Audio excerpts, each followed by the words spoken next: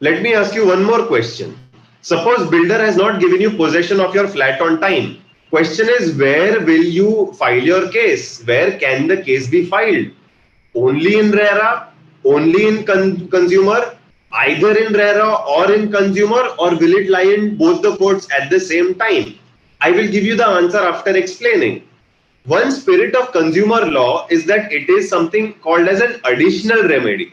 Consumer law is an extra option which the law gives the consumers to protect their rights. Many of your disputes already have designated courts. For example, if your dispute is regarding your electricity bill, there is the Electricity Commission and the Appellate Tribunal under the Electricity Act of 2003.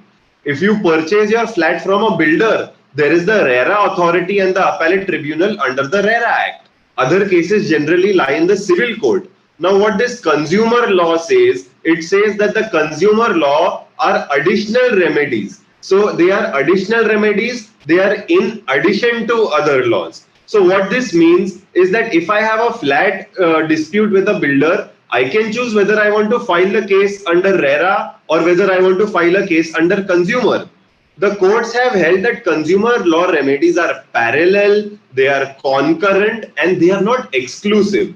The litigant has to choose one, whether you want to file your case under RERA or whether you want to file your case under consumer. But you cannot ask for the same relief in both the courts at the same time. For example, if I want refund on my flat, I don't want flat anymore. He has delayed possession. I don't want flat anymore. I say you refund me the money. I can ask for refund only from one court. I cannot get one refund from RERA and another refund consumer. I cannot file double case for the same relief that I want.